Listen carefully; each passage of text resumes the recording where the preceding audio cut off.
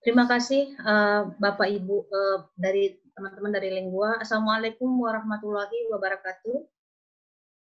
Selamat pagi dan selamat siang untuk Bapak Ibu yang bergabung dari Australia. Salam sejahtera untuk kita semua. Di Australia merupakan kebiasaan untuk menunjukkan rasa hormat terhadap pengetahuan dan warisan leluhur serta kontribusi dari masyarakat adatnya. Saya ingin melakukan penghormatan tersebut atas nama The Australia Indonesia Center. I acknowledge the traditional owners of the many nations across Australia. Saya menghormati orang asli dari Australia, khususnya saya terutama akan menyebutkan hubungan yang sudah lama antara orang Makassar dengan orang asli di Australia. Kami menyampaikan rasa hormat kami kepada para tetua di masa lalu dan masa kini. Selamat datang di hari kedua PER Digital Summit 2020. PER atau Partnership for Australia Indonesia Research adalah sebuah program penelitian terapan lintas disiplin bersifat demand-driven atau didorong oleh adanya permintaan dan program ini didukung oleh pemerintah Australia dan juga pemerintah Indonesia dan berpartner dengan 11 universitas di Indonesia dan Australia. PER Digital Summit adalah sebuah ajang yang mempertemukan para peneliti, pemangku kepentingan, dan pembicaraan dari kedua negara. Para pembicara akan membagikan pengetahuan serta pandangan mereka tentang berbagai isu penting berkaitan dengan pembangunan yang berkelanjutan dan inklusif di Indonesia, khususnya di Sulawesi Selatan. Hari kedua PER Summit ini berfokus pada transportasi, logistik, dan rantai pasok dengan memaksimalkan dampak jalur kereta api pertama di Sulawesi Selatan. Mari kita simak bersama sambutan dari Menteri Perhubungan Republik Indonesia, Bapak Insinyur Budi Karya Sumadi.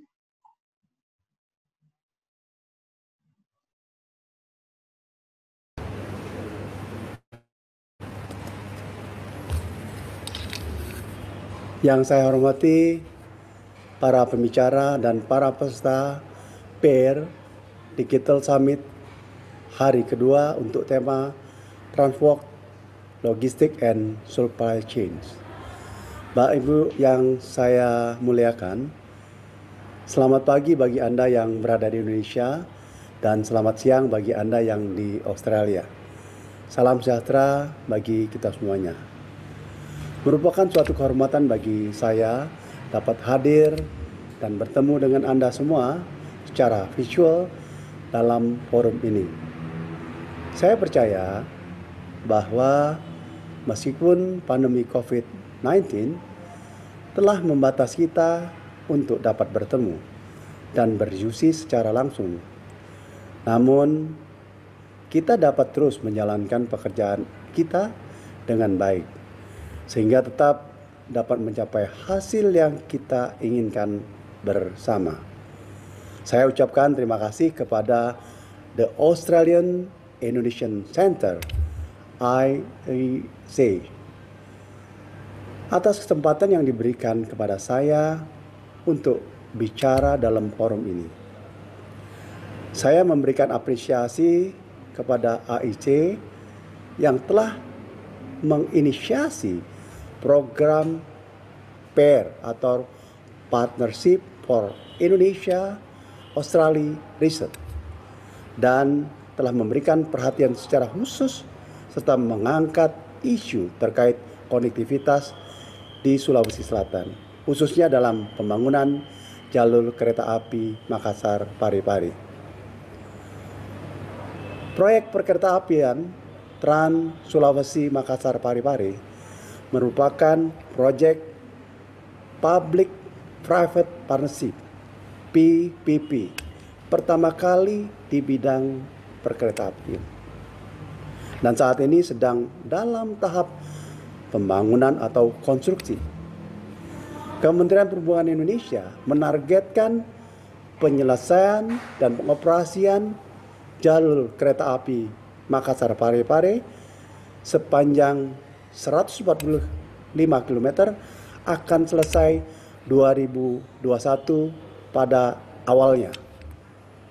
Pembangunan kereta api Makassar-Parepare akan memberikan dampak positif khususnya untuk mendorong pergerakan ekonomi daerah.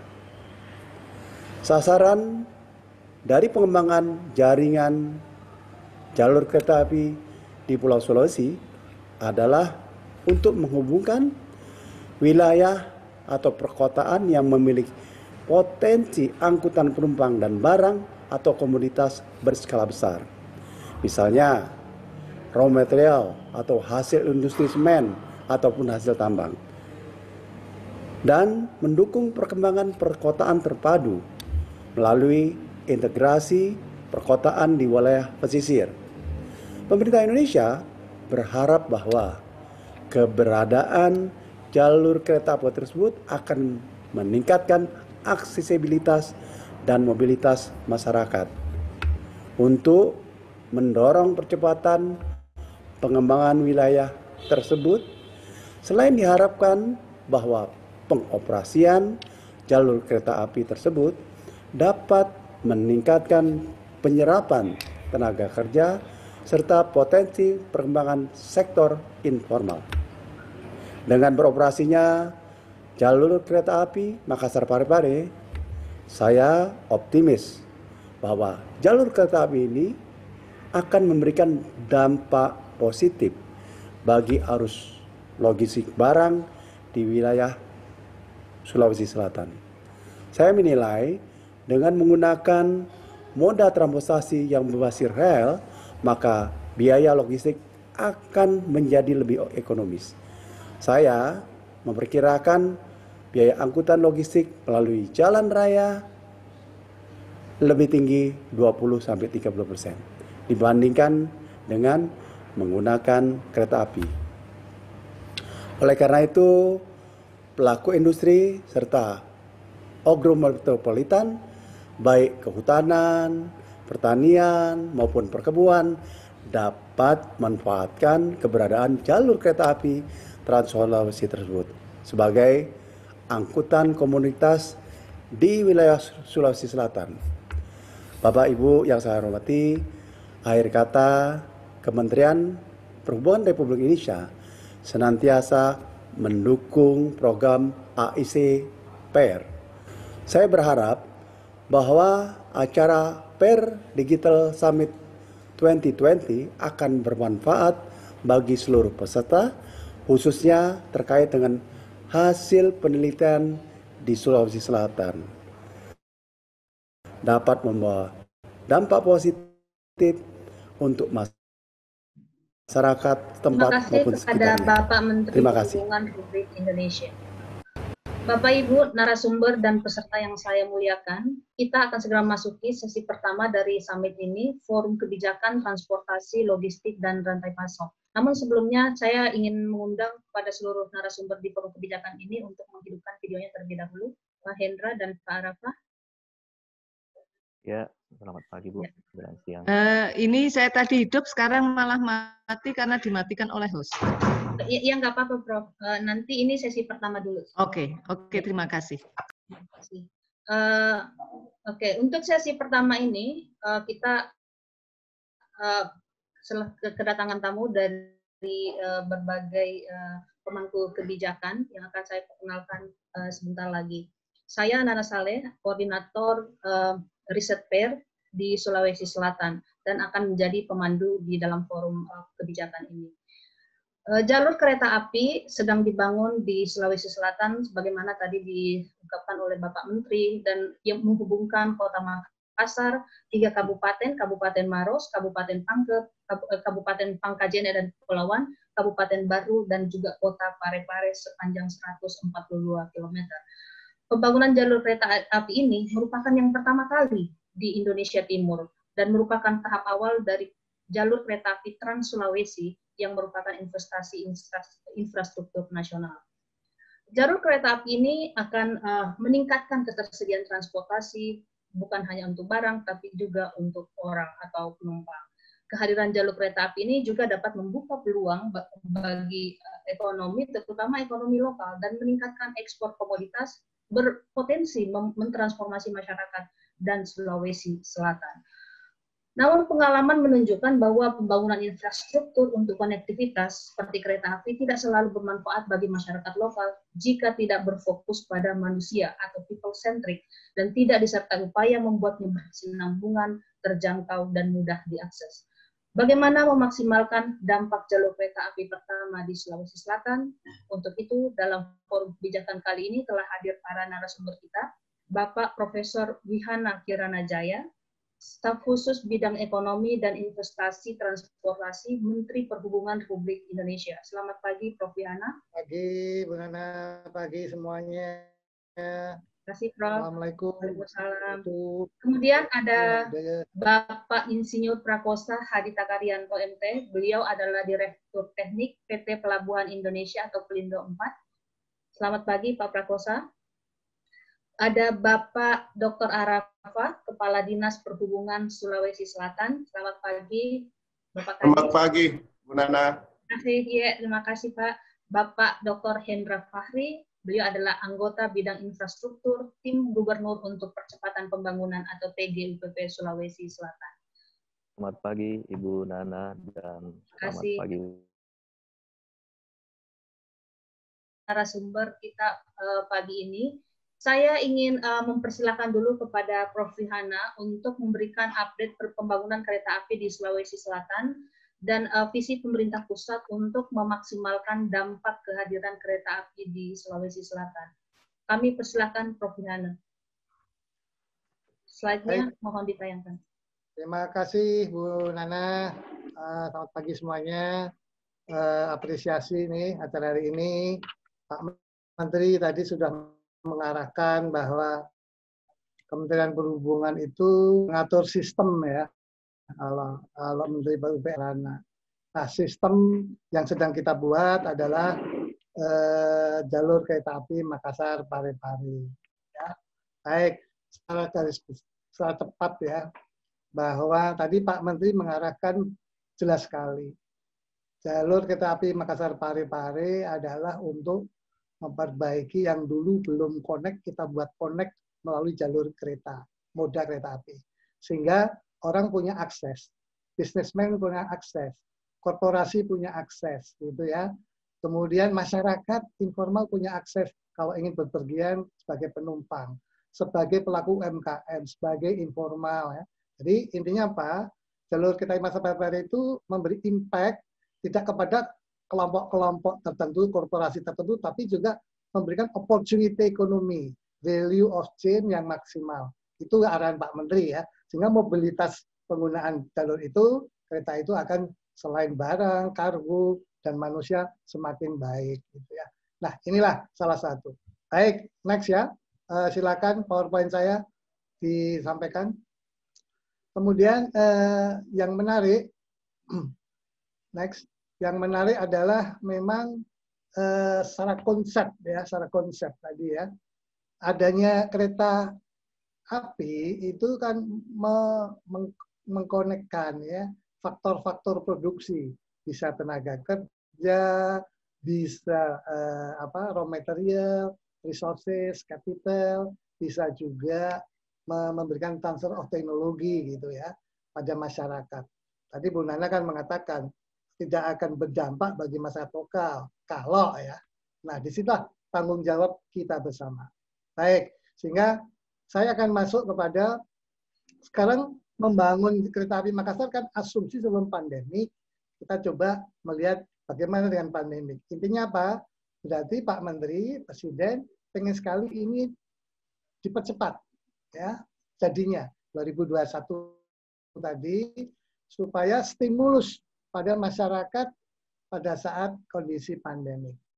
Oke, silakan dampak COVID ini ditunjukkan. Ya cepat saja. Nah, semua udah tahu ada pandemik, ada lockdown, kedua lockdown, Amerika, Eropa dan lain-lain. Intinya ekonomi terkontraksi karena kita close ya, kita batasi mobilitas yang kata Pak Menteri ya. kita batasi kapasitasnya, ya, diturunkan. Kita jaga protokol. Akibatnya apa? Secara ekonomi ada kontraksi, aggregate demand, aggregate supply terkontraksi, outputnya berkurang. Ini yang dikatakan resesi secara konsep ekonomi ya, aggregate demand, aggregate supply. Bagaimana kondisi global, bagaimana kondisi regional, bagaimana kondisi nasional, bagaimana kondisi Sulawesi Selatan, bagaimana kondisi kabupaten-kabupaten yang ada di dalam Makassar Parepare. Bagaimana masyarakat di kecamatan, termasuk pedesaan dan seterusnya. Nah, semuanya kontraksi. Sehingga suka nggak suka, proyek ini harus dilakukan dengan cepat karena akan menstimulus. Ya, ada investasi, ada pengeluaran pemerintah, ada peningkatan output, ada proses supplier, ada pendapatan, ada konsumsi, akan menimbulkan kontraksinya akan berkurang. Baik, nah bukti itu terjadi. Negara semua mengalami kontraksi, Jerman dan Amerika semuanya punya impact, pertumbuhan ekonomi, berapa stimulusnya, berapa hasil ekonominya, masing-masing berbeda. Indonesia menurut IMF terbagus kedua di dunia setelah China, ya recovery-nya. China positif, kita sudah minus 1, berapa prediksi dari IMF yang baru-baru ini. Nah, oke, next. Lewat. Nah, bagaimana dengan konteks Sulawesi Selatan ya? Nah, dulu Sulawesi Selatan selalu pertumbuhan ekonominya di atas pertumbuhan nasional ya. Nah, sekarang sudah mulai turun, drop ini ya, drop. Nah, makanya stimulus fiskal pen baik untuk kesehatan, untuk social safety net, untuk insentif pemerintah ya, dan untuk beberapa stimulus yang lain melalui perbankan dan seterusnya, itu harapannya ada meningkatkan ekspor import di Sulawesi Selatan. Sehingga kita tahu bahwa pertumbuhannya mulai turun, ya ini menyebabkan akibat adanya pandemik, kemudian banyak sekali tenaga kerja yang ada pengangguran. Next, terus aja kita lihat sekarang. Silakan. Nah, jadi Sulawesi Selatan terkontraksi ini ya. Kalau sudah terkontraksi, tentunya kita butuh stimulus. Stimulus tidak melalui pen saja, tapi melalui regulasi maupun infrastruktur. Bagaimana kita fokus di Makassar Parepare. Nah, akibatnya sisi supply-nya kalau itu jadi jalur kereta apinya jadi, semua usaha-usaha bisnis, korporasi, semen Tonasa, semen Bosowa, kegiatan-kegiatan semen yang lain, ekspor impor batu bara untuk semen. Nah, itu ada aliran barang. Nah, itulah yang menjadikan stimulus. Itulah yang harus kita percepat ya. Sehingga harapannya apa? Selain Makassar nanti Pelabuhan Makassar Penyumpat menjadikan direct call, membawa produk-produk barang-barang ke airport, ke port, kemudian sisi supply dan demand-nya terpenuhi dengan baik. Yang dulu terkontraksi demand supply, sekarang demand supply-nya mulai bergerak. Supply-nya bergerak ke kanan, demand-nya bergerak, output-nya juga bergerak ya. Nah, ini yang diharapkan stimulus memberikan positif pertumbuhan ekonomi. Akibatnya penyerapan tenaga kerja makin tinggi, kemudian peningkatan PDRB dari capital, dari output, kemudian dari potensi angkutan. Yang paling penting, dulu kita membawa barang sebelum ada kereta api pakai jalan darat, di mana waktu tempuh masih mahal, tidak pasti, gitu ya. Artinya inefisiensi terjadi. Nah inilah. Nah yang penting lagi, Pak Menteri tadi mengatakan membangun infrastruktur itu harus berpikir komprehensif. Tidak 1+1 sama dengan 2, tapi sama 7. 7 itu artinya apa? Menciptakan great value, ya, creative value, chain of value, lalu maksimisasi dari ekonomi value. Kalau terkoordinasi antara Parepare dan Makassar. Oke, next. Lanjut. Nah, di sini yang sudah dibangun oleh pemerintah, apa yang sudah dilakukan, segmen B-nya, segmen C-nya, segmen seterusnya, berapa kabupaten terlewati, mana yang dibangun, dengan dana apa, dan seterusnya. Tadi Pak Menteri mengatakan, ini salah satu yang pertama proyek public-private partnership. Karena apa?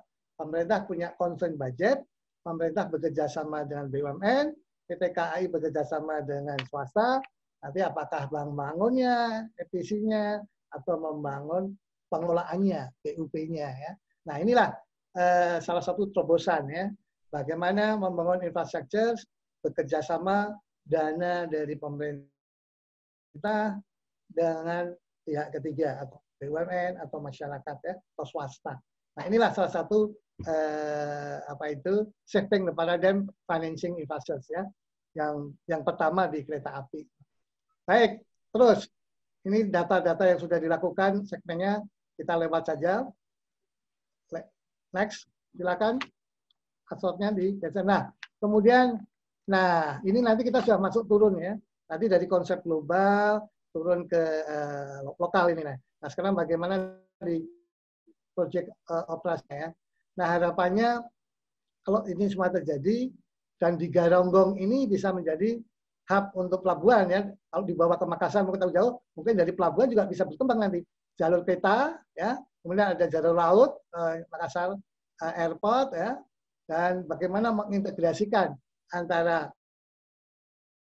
jalur kereta, jalur kargo, jalur kapal, jalur truk, dan seterusnya.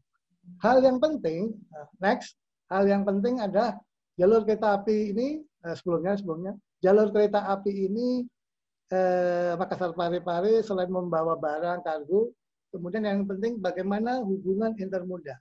Kata kuncinya dari Pak Menteri, ada dua tadi yang saya tangkap, adalah kita harus ya. Kolaborasi tidak hanya pembangunan kereta Parepare, kolaborasi antara pemerintah pusat, kementerian dan kelembaga yang terkait, bagaimana Kementerian Perhubungan, Kementerian PUPR, Kementerian Industri yang spesial ekonomi zone, dan Kementerian Maritim sebagai koordinator. Bagaimana kolaborasi ini diturunkan secara cepat ya, secara cepat sehingga konektivitas kolaborasi, konektivitas ide, konektivitas kewenangan, konektivitas budget, konektivitas perencanaan semua terintegrasi ya. Nah ini salah satu kata kunci kolaborasi ya. Kemudian integrasi, setelah bekerja sama mengintegrasikan ya. Nah mengintegrasikan itulah salah satu impact kalau ini terjadi. Biasanya nanti Pak Prakoso lebih fokus kepada Makassar Port, Pelindung 4 ya, bahkan mengintegrasikan jalan tol ya. Setelah sampai Makassar, kalau kargonya bagaimana?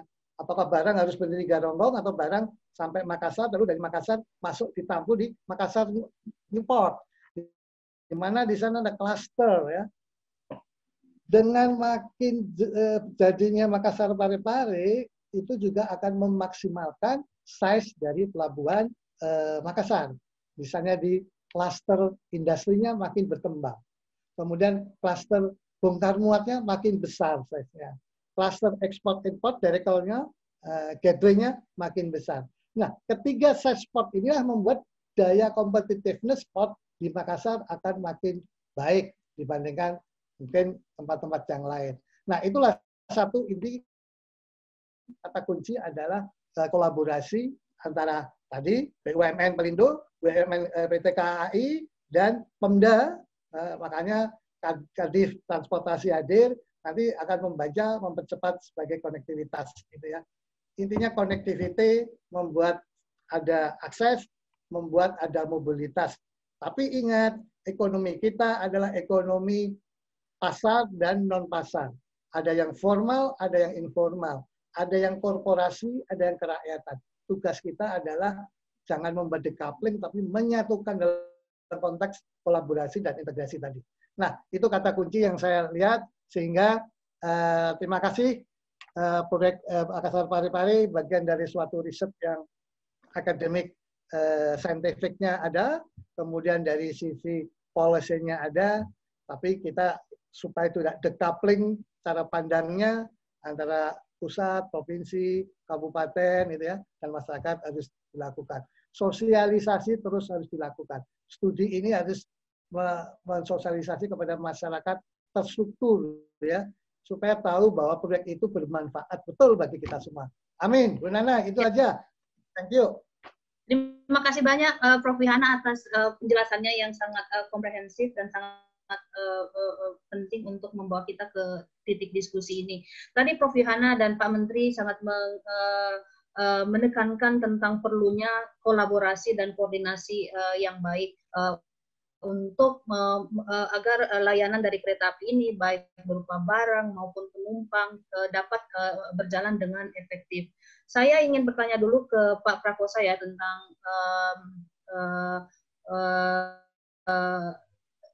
freight in, karena kereta ini kita lihat tadi akan berakhir atau berawal di Makassar Newport. Pak Prakosa, bagaimana kehadiran jalur kereta api di Sulsel ini bermanfaat secara optimal untuk memperbaiki logistik dan rantai pasok, Pak? Terima kasih Ibu Nana. Selamat pagi Bapak Ibu sekalian. Betul apa yang disampaikan Pak Wihana dan Bapak Menteri bahwa perlu adanya konektivitas kemudian akan membentuk akses akan terjadi mobilitas, dan kemudian kegiatan ekonomi akan berlangsung dengan baik. Mohon slide ditayangkan.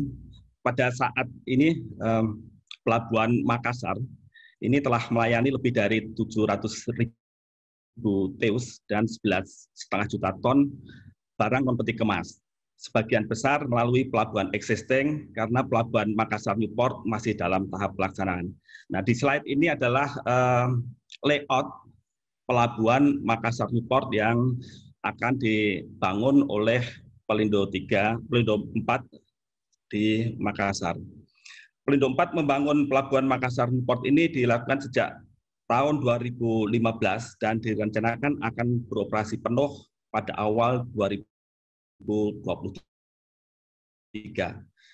Kalau Bapak Ibu lihat, ini ada notasi 1A. Ini pelabuhan ini nanti akan memiliki panjang 1A itu 1.000 meter, kemudian ditambah 2A 600 meter. Jadi pada saat tahun 2023, Pelindo akan memiliki pelabuhan baru sepanjang 1.600 meter dengan area 120 hektar.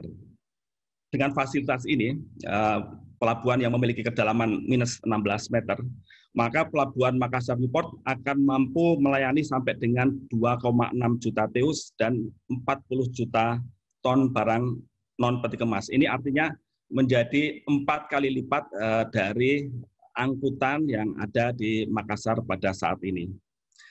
Kehadiran jalur kereta api yang berada di sebelah pelabuhan, jalur kereta api nanti akan berada di notasi 3G. Kalau Bapak Ibu lihat itu ada warna hijau di atas warna merah. Ini nanti akan ada stasiun kereta api. Pada saat beroperasi penuh nanti pada tahun 2023, Pelabuhan Makassar akan melayani kurang lebih 1 juta TEUs. Apabila kereta api ini hanya melayani sementerasa yang saat ini 350.000 ton di Pelabuhan Makassar, maka peran kereta api ini masih sangat kecil. Dengan asumsi bahwa satu kontainer bisa mengangkut 20 ton, artinya 350.000 TEUs ini setara dengan 17.000 box. Sementara peti kemas yang dilayani di pelabuhan ini 1 juta. Artinya ini masih 1,5% angkutan kereta api yang akan melayani di Pelabuhan Makassar Newport.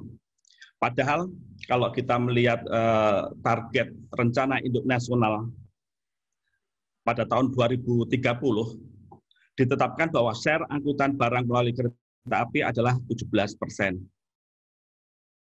Artinya ini masih ada PR bagaimana meningkatkan 1,7 menjadi 17%, 10 kali lipat dalam 10 tahun.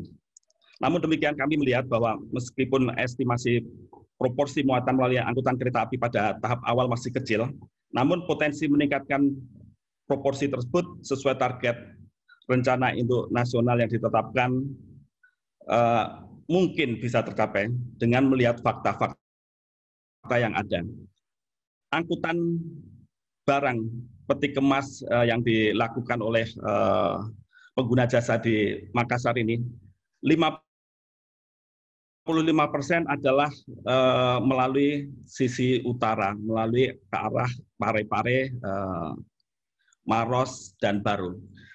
Artinya, seandainya dari 55% itu diambil sepertiganya saja, 17% tentunya bisa tercapai. Itu yang satu. Yang kedua, semen Tonasa pada saat ini mengerim semen untuk tujuan ekspor dan ke arah wilayah Tumul melalui pelabuhannya sendiri di Biringkasi. Pelabuhan ini sayangnya hanya memiliki kedalaman 11 meter yang hanya dapat melayani kapal dengan ukuran 40.000 ton. Nah, apabila Tonasa ingin mengirim muatan lebih dari 40.000 ton ini, Tonasa harus melakukan ship-to-ship transfer, melakukan pemindahan barang di laut. Tentu saja hal ini berbiaya mahal. Dan untuk mengantisipasi itu, Pelindo 4 sudah menawarkan semen Tonasa untuk memindahkan aktivitas muat dari Biringkasi ke Makassar yang saat ini memiliki kedalaman 16 meter. Nah, ini yang kami tawarkan adalah di warna biru, 2B. 2B ini adalah untuk multipurpose. Kalau yang 1A, B, C ini untuk peti kemas. Tapi tentu saja seperti yang disampaikan Prof. Vihana tadi, masih banyak industri-industri lain yang bisa dikembangkan di Makassar. Antara lain seperti rumput laut yang telah dibahas 2 hari yang lalu, maupun industri-industri yang mungkin akan tumbuh seiring dengan adanya lintasan kereta api ini. Sehingga target 17% sesuai dengan rencana Indo Nasional ini masih memungkinkan untuk dicapai. Demikian. Terima kasih banyak Pak Prakosa atas penjelasannya. Tadi Bapak menekankan bahwa sebetulnya kapasitas Pelindo itu masih jauh lebih besar dan memungkinkan adanya dapat menampung lebih banyak lagi logistik ya barang untuk dikirim lewat Pelindo 4. Saya ingin beralih ke Pak Rafa, Bapak Kepala Dinas Perhubungan Sulawesi Selatan. Pak Rafa, tadi sebagaimana kita tahu ya bahwa kereta api ini adalah untuk barang dan jasa, dan untuk memberikan layanan yang efektif sebetulnya harus terhubung baik dengan sistem transportasi lainnya, baik di tingkat kabupaten, kota, dan baik di tingkat kabupaten maupun kota. Bapak sebagai Kepala Dinas Provinsi Perhubungan, bagaimana siapa yang memikirkan hal ini, Pak? Bagaimana peran Dinas Perhubungan dan juga pemerintah Sulawesi Selatan dalam hal ini? Ya, terima kasih Ibu Nana. Kami ada sedikit PowerPoint untuk kami share. Katanya tertutup screen-nya. Oke.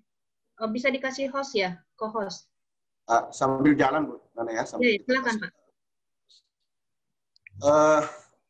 Dan saya hormati Pak Prof. Vihana dan Pak Prakoso bahwa apa yang telah disampaikan oleh narasumber sebelumnya ini memang sama juga yang intinya akan menjadi bagian dari apa yang ingin kami sampaikan, tetapi kami fokus kepada yang sesuai dengan pertanyaan Ibu Nana, bahwa peran pemerintah Provinsi Sulawesi Selatan seperti yang sering kami sampaikan bahwa kereta api ini adalah ikon provinsi yang dibangun oleh Kementerian Perhubungan dari sisi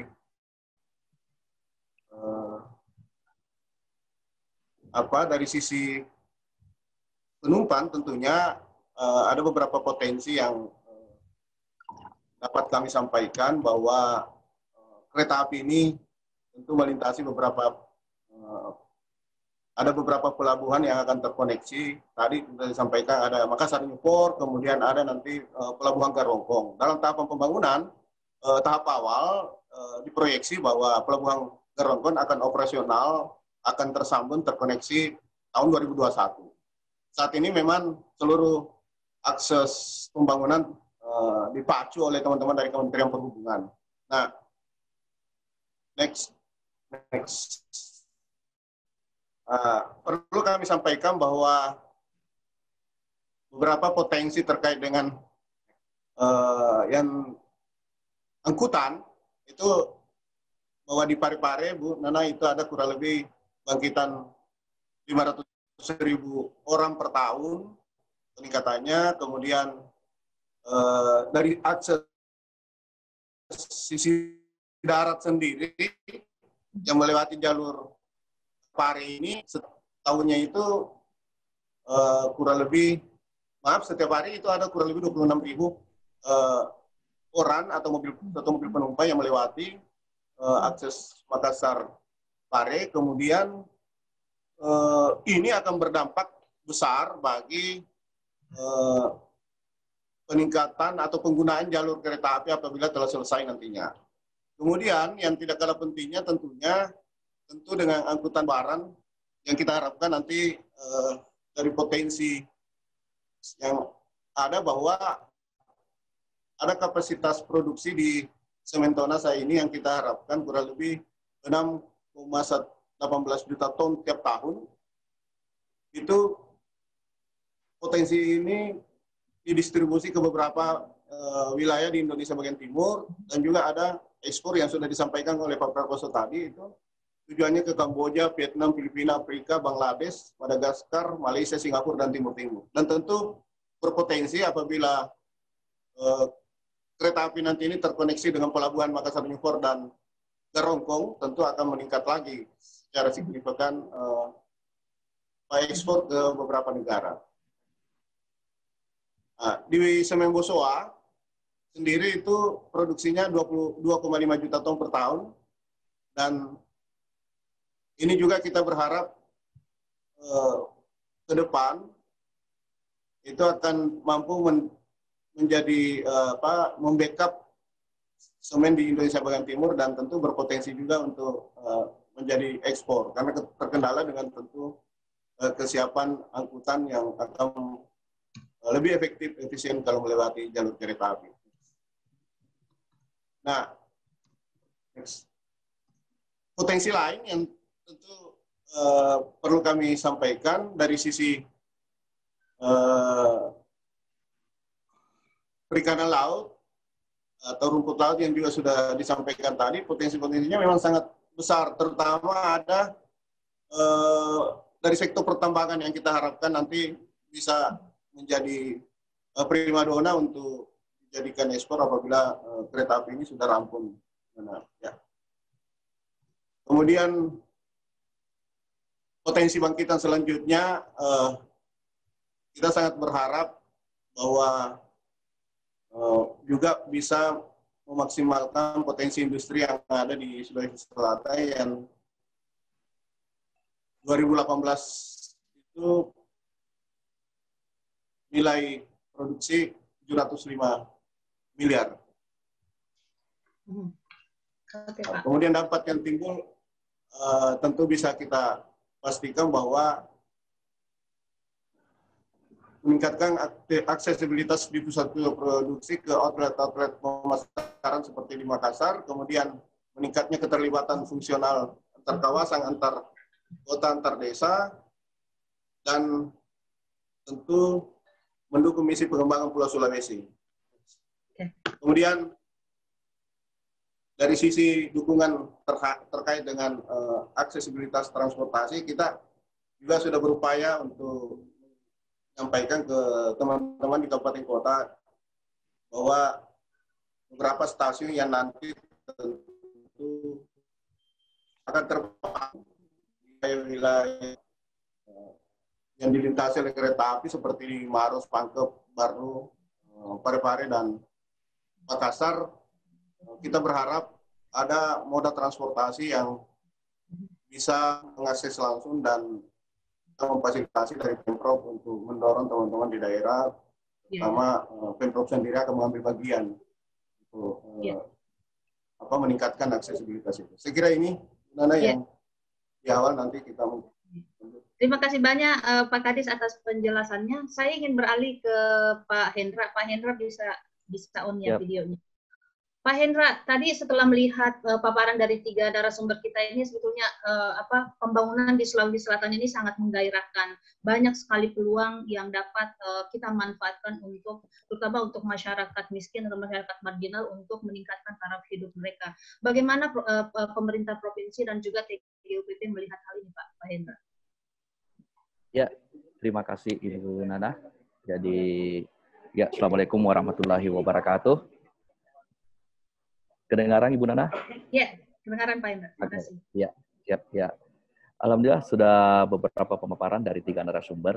Jadi kami akan memberikan beberapa komentar terkait apa yang dia dalam pertanyaan dan sesuai dengan mengkonekkan apa yang telah disampaikan narasumber sebelumnya. Ya, sebagai kapasitas sebagai tim TGUPP, tim Gubernur untuk Percepatan Pembangunan, ini saya kira sangat penting karena disampaikan tadi juga bahwa target kita itu dari awal 2021. Ya, namun melihat kondisi lapangan yang sekarang itu sudah bergeser 1-2 tahun berikutnya. Oleh karena itu, dalam hal ini kami mencoba melihat dari sisi bagaimana percepatannya. Nah, oleh karena itu, langkah awal bagaimana melihat dari segi tata ruang, ya, kesesuaian tata ruang. Itu yang pertama. Yang kedua, dari segi lahan. Nah, lahan ini alhamdulillah melalui bentuk sinergitas pemerintah pusat, provinsi, dan kabupaten, sampai hari ini itu beberapa titik telah dilakukan. Nah, kita juga membagi 2, lahan di mana yang dimiliki oleh masyarakat itu sendiri dan lahan karena status hutannya. Ya, alhamdulillah pendekatan yang telah dilakukan dengan dari segi kehutanan, ya, seperti apa yang ada di daerah Pangkep, itu alhamdulillah hari ini sudah berproses dan bisa selesai. Nah, saya kira ini langkah awal karena kenapa? Mengenai lahan ini kita melihat secara parsial progresnya. Nah, karena kenapa?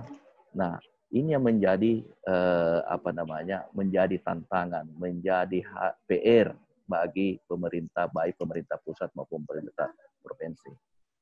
Nah, kemudian ya, saya dulu.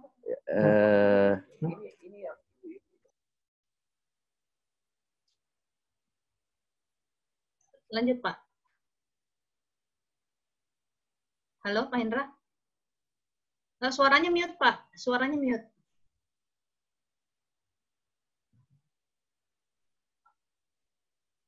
Oke, barangkali sambil menunggu Pak Hendra bergabung, Prof. Vihana, saya ingin kembali ke Prof. Vihana. Prof, bagaimana? Saya kira para masyarakat di Sulawesi Selatan sangat excited nih, Prof, menunggu. Tadi Prof menjelaskan bahwa tahun depan Insya Allah April. Maaf, ada sedikit ini. Ya, sekarang saya lanjut. Nanti saya kembali ke Pak Hendra sebentar aja. Ini Prof, kita sekarang berbicara mengenai penumpang masyarakat di Sulawesi Selatan ini sedang menunggu bahwa tadi April 2021 antara Tanjung Lau dan Palanro sudah akan jalan untuk kereta penumpang. Kemudian berjalan itu Desember 2023. Nah, untuk berjalan efektif kan Pak mesti ada keterjangkauan, kemudian ada kebijakan juga desain dari infrastruktur itu inklusif termasuk orang tua, orang cacat maupun anak-anak. Apakah itu sudah juga dipikirkan matang-matang, Prof Vihana? Ya, terima kasih. Ini vitamin buat Kemenhub ya, masukannya. Sebagai vitamin itu dalam arti kita sedang mempersiapkan yang namanya disability transportation ya. Memang inklusif itu nanti mulai dari masyarakat dari rumah itu sudah punya tiketing yang inline dengan apa dia kenakan. Misalnya dari rumah ada angkudes, angkutan desa. Dari desa ada angkutan korporasi sampai ke stasiun, dari stasiun diangkut lagi dan seterusnya. Ya, kita sedang memikirkan sistemnya, digital solusinya memang sedang seamless transportasinya sedang dibuat. Tapi yang penting ini adalah trustworthiness juga. Apa yang kita lakukan, pemerintah pusat, provinsi, kabupaten, masyarakat sebagai social capital melakukan trustworthiness untuk memperbaiki sistem ini gitu ya. Kalau faktor produksi transportasinya sudah berjalan, dari sisi masyarakat kepercayaan, apalagi ini pandemi, sehingga protokol kesehatan membuat masyarakat aman menjalankan jalur yang sudah ada, kemudian 3M atau dan seterusnya protokol kapasitas dan lain-lain dilakukan, mungkin lama-lama akan menjadikan transportasi menjadi dipercaya ya. Nah, yang paling penting memang kondisi pandemik ini masyarakat mengalami yang namanya penurunan daya beli ya. Disposable income-nya turun karena penghasilannya turun karena kontraksi ekonomi tadi. Nah, yang harus distimulus selain ini ya mungkin harus ada subsidi. Seolah-olah supply-nya dikasih penguatan ekonomi nasional, tapi dari si buyer juga harus ada stimulus ya, stimulus.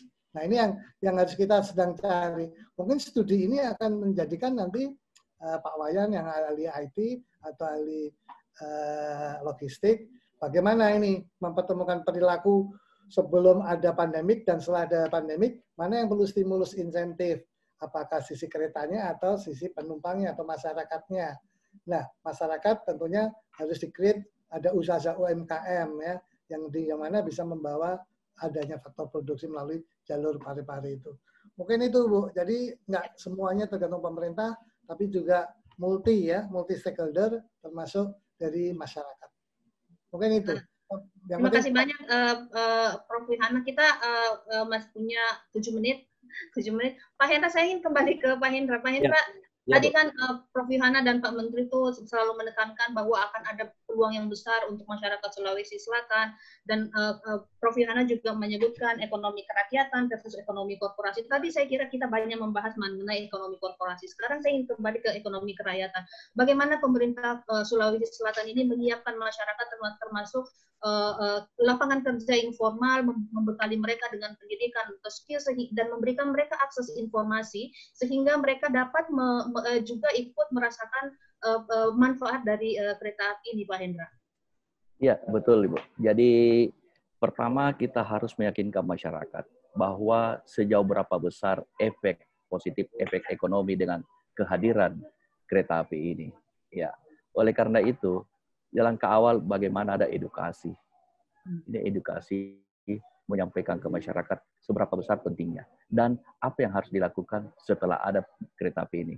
Nah, namun tidak memaksa langsung begitu kepada masyarakat, tetapi pemerintah Provinsi Sulawesi Selatan harus hadir di dalam hal mensinergikan, mengkonektivitaskan. Seperti apa?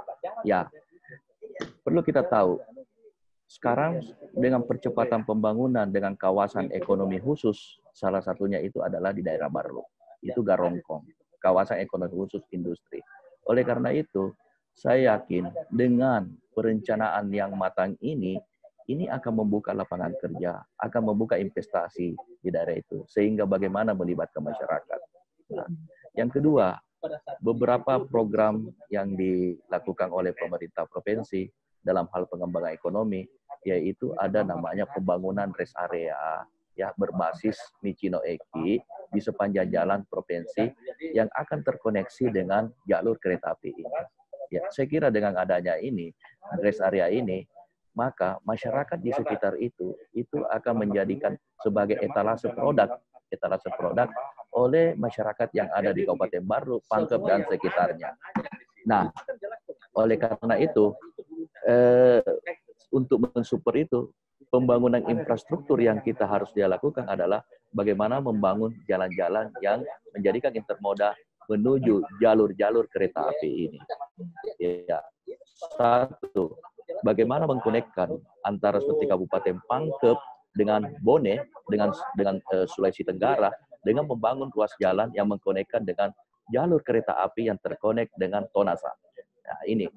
Sehingga dengan pembukaan akses-akses baru di daerah-daerah sepanjang Pangkep menuju Bone, ini terjadi roda pertumbuhan ekonomi baru.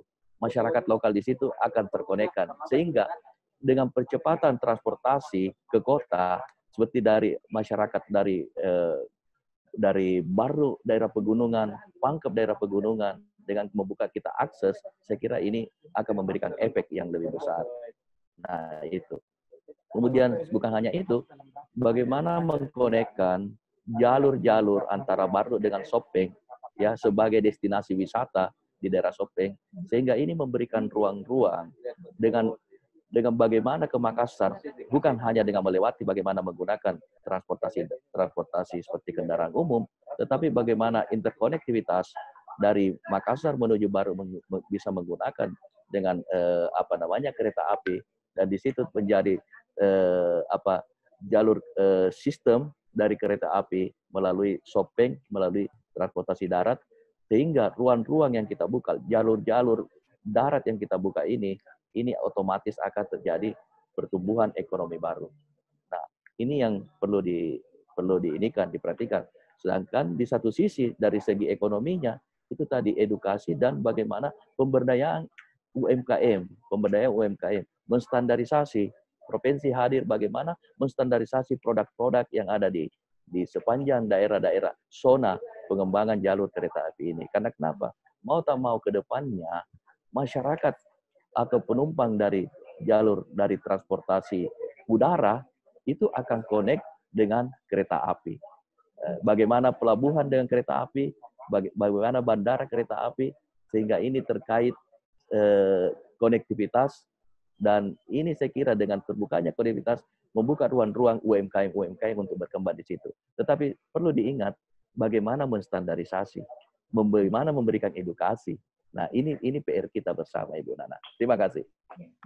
Terima kasih banyak Pak Hendra. Kita sudah sampai di penghujung waktu, mohon maaf. Tapi saya ingin kembali satu kali lagi ke Prof. Wihana. Prof. Wihana, untuk pembangunan kereta api ini kan sangat mahal ya, dan juga tentu membangun sistemnya sangat kompleks. Bagaimana Prof memitigasi berbagai risiko yang mungkin terjadi? Terima kasih. Memang yang namanya kereta api di semua negara itu masih banyak subsidi ya, ada investasi, ada subsidi pemerintah ya. Nah, kalau memang di urban, di perkotaan nilai ada kereta api yang ada subsidi, yang ada perintisnya gitu kan. Nah, ini tanggung jawab pemerintah gitu ya.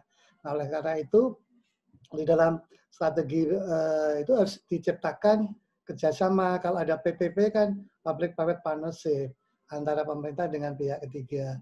Tapi juga bisa juga antara masyarakat ya, masyarakat bisa terlibat dengan pemerintahnya. Optimalisasi aset, tapi masyarakat bisa menyewa, bisa menggunakan sebagai instalase tadi, instalasi. Jadi memang intinya walaupun mahal, yang penting adalah investasi di transportasi kereta itu harus memperluas, membuat inklusif opportunity ekonomi semua gitu.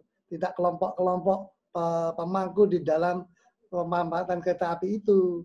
Makanya diciptakan satu tim bersama yang bisa memonitor proses deliver ya, proses perencanaannya, proses implementasinya, proses hasilnya, proses change of outcome-nya, baik langsung dinikmati pemerintah, baik yang langsung dinikmati oleh korporasi, juga baik yang dinikmati oleh masyarakat.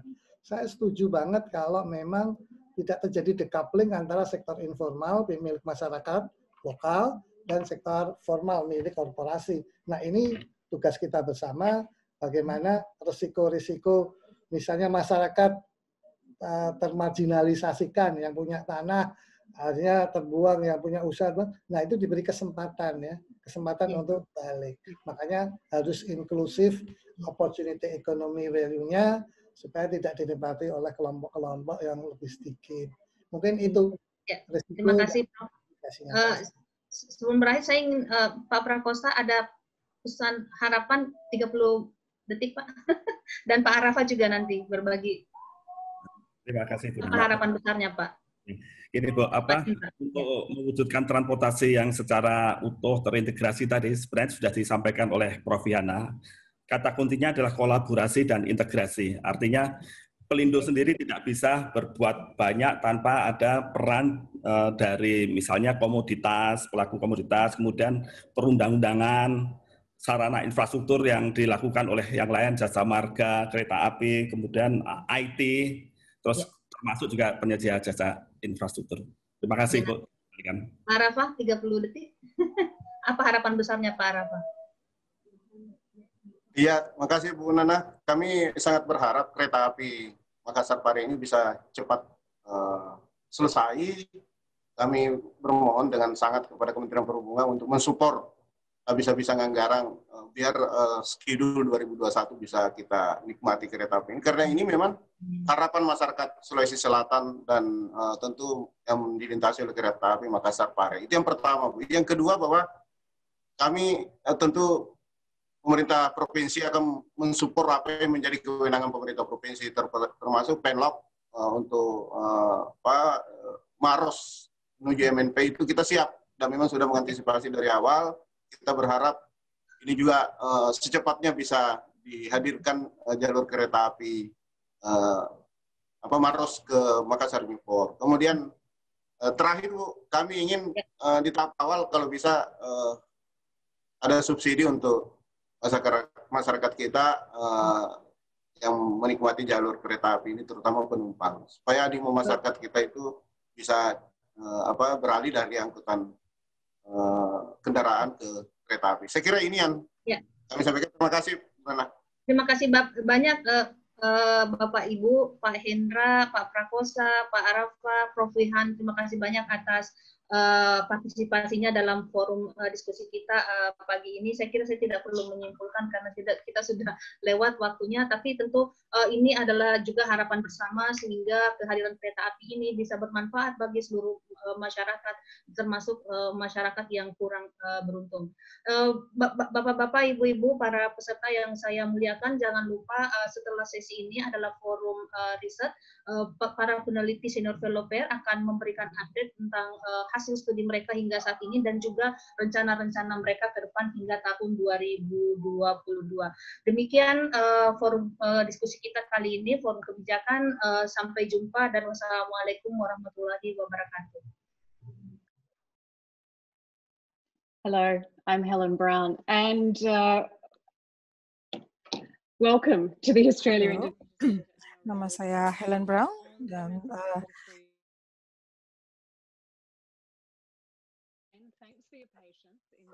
ini kita akan di sini kita akan bahas tentang riset di mana para periset dari AIC dan PAIR terlibat. Kita sudah mendengarkan tadi tentang apa harapan dari para pemangku kepentingan, tapi saya sekarang akan mendengarkan dari para periset tentang bagaimana tentang hasil riset Anda terkait dengan harapan-harapan yang sudah disampaikan tadi. Dari panel kami ada Profesor Andreas, Profesor Titi dari Gajah Mada, Profesor Andreas dari Monash, dan Profesor Nyoman dari Surabaya. Dan semuanya adalah senior fellow dari AIC. Kami juga akan menerima pertanyaan. Silakan disampaikan di chat. Dan pada saat ini ada pertanyaan tentang bagaimana dampak ke proyek infrastruktur ini di Sulawesi. Dan saya dengar bahwa provinsi ini memiliki adalah tempat yang terpadat di Sulawesi. Dan garis kereta api ini akan sepanjang 450 km dan PAIR sedang bekerja untuk memahami bagaimana dampaknya terhadap perdagangan, standar kehidupan, dan aspirasi pribadi. Saya akan mulai dengan menanyakan kepada panelis kami untuk menjawab pertanyaan khusus. Saya akan mulai dengan Profesor Andreas. Senang bertemu dengan Mbak Anda lagi, Profesor. Pertanyaannya besar, tapi dapatkah disampaikan bahwa apakah railway ini akan memenuhi dampak yang diharapkan? Itu pertanyaan yang sangat besar ya. Saya akan berkata bahwa senang sekali bahwa pemerintah menginvestasikan yang begitu besar untuk membangun efisien ini, railway ini, karena ini lebih efisien, biaya lebih rendah, tetapi dan ini juga lebih ramah lingkungan, tetapi yang kami lakukan pada saat ini yang dibangun adalah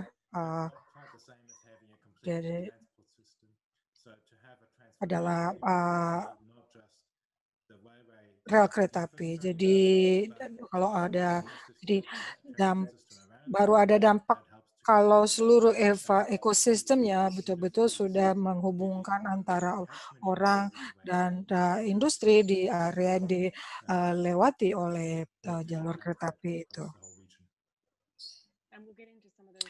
Dan kami akan membahas itu nanti. Saya sekarang akan ke Profesor Siti dari Universitas Gadjah Mada. Ibu, penduduk di sepanjang trek ini bisa diceritakan nggak apa yang terjadi dengan di bagian demografi ini?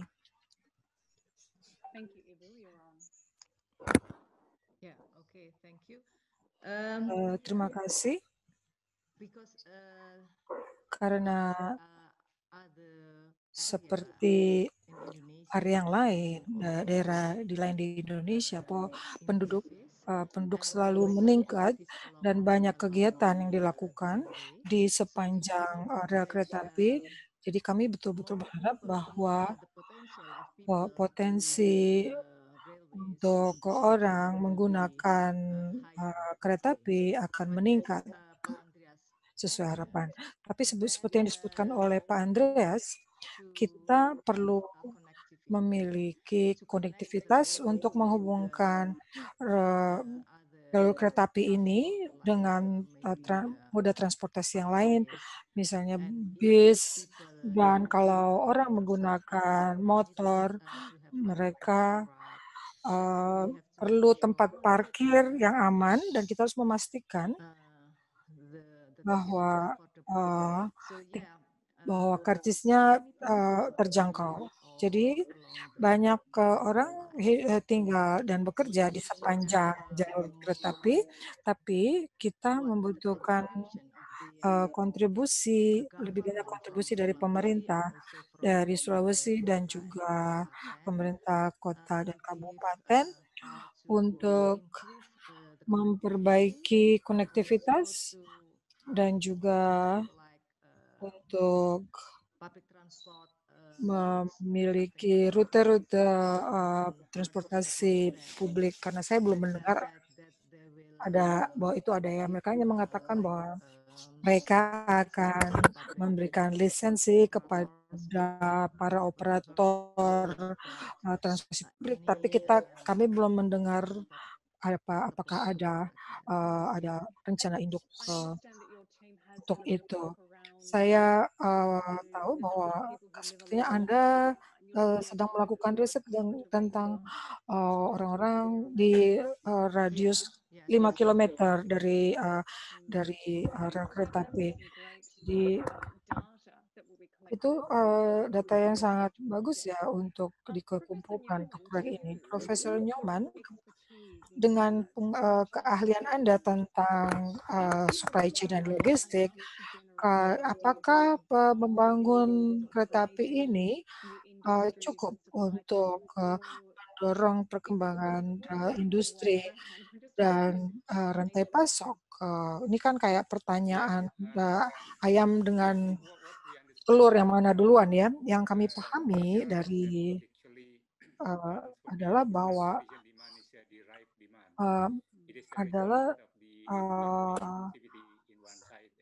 ada permintaan dan ada kargo dan ada bagian transportasi sepanjang jalan yang menghubungkan satu dengan lain, dan infrastrukturnya akan bekerja dengan baik. Tapi kalau hanya membangun jalur kereta api tanpa mengembangkan supply dan demand-nya, permintaan dan kita harus mengembangkan koneksinya, tapi juga memastikan bahwa ada kargo yang perlu memang memakai transportasi itu. Itu selalu merupakan hal yang Anda perhatikan ya, karena gagasan tentang barang dan apa yang bisa ditransportasikan, apakah bisa disampaikan? Kami sudah mendengar di sesi kebijakan bahwa ada di rencana induk ada rencana untuk mengembangkan pelabuhan, di mana barang-barang bisa langsung dimasukkan ke kereta api untuk ditransportasikan. Apakah ini rencana yang feasible menurut Bapak? Karena kalau saya nggak salah Bapak kan memang memperhatikan masalah ini. Ya, tentu saja. Itu akan sangat membantu karena sebagian besar dari kargo sebetulnya ditransportasikan yang diangkat di Sulawesi, misalnya banyak kontainer yang ujung-ujungnya akan dikirim lewat laut. Kalau ada terminal intramoda yang menyediakan juga fasilitas untuk kontainer, akan sangat membantu. Tapi yang saya sebut tentang kargo adalah saya rasa di Sulawesi kita juga perlu melihat pembangunan industri manufaktur dan industri lain yang akan menciptakan kargo. Jadi kita bukan hanya memfasilitasi arus impor, tapi juga mendorong arus ekspor. Karena yang kami lihat dari data adalah 70% dari kargo dari pelabuhan Makassar adalah impor, hanya 30% yang ekspor. Jadi masih ada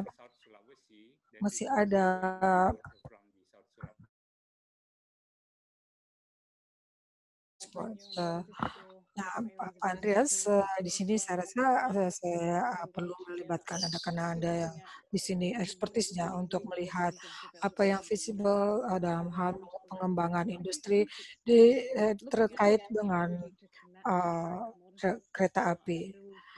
Misalnya membangun komunitas dan industri, fokus Anda seperti apa?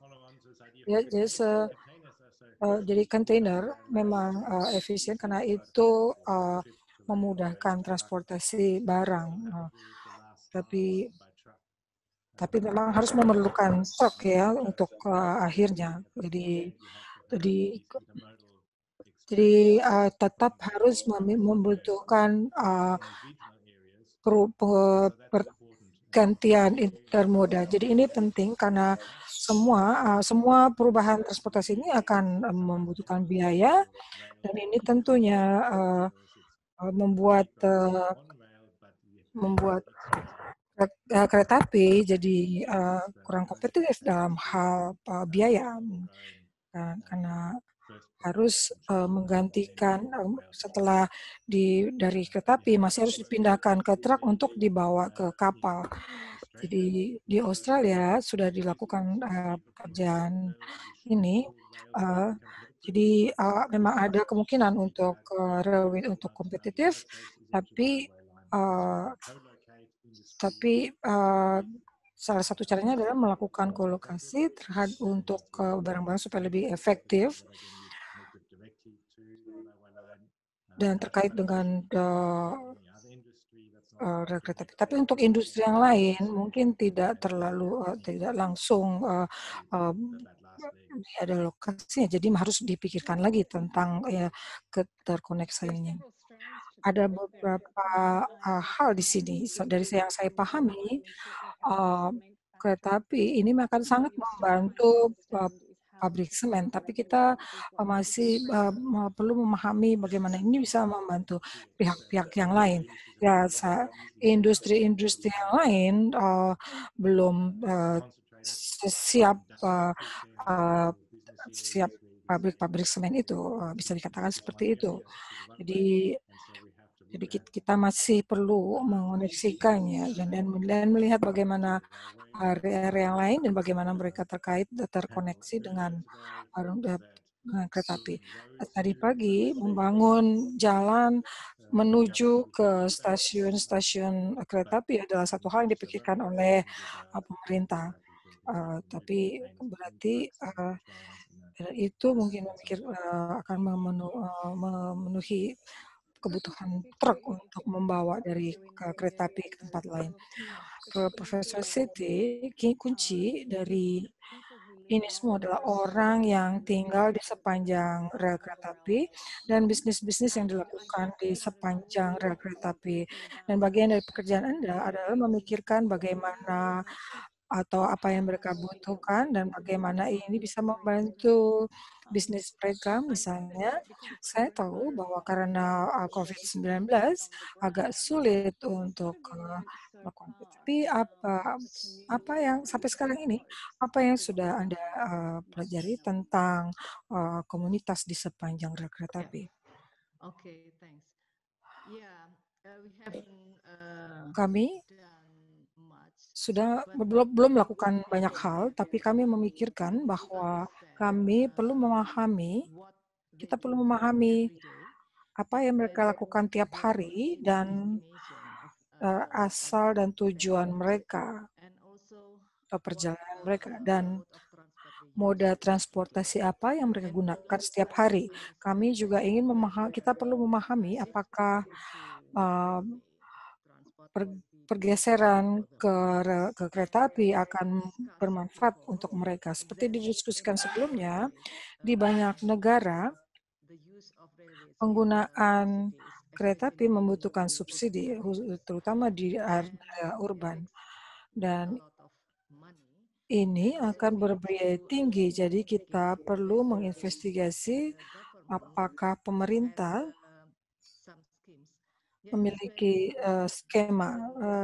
Memang bagus bahwa pemerintah pusat telah melakukan banyak upaya untuk membangun kereta api ini. Jadi kita perlu dukungan dari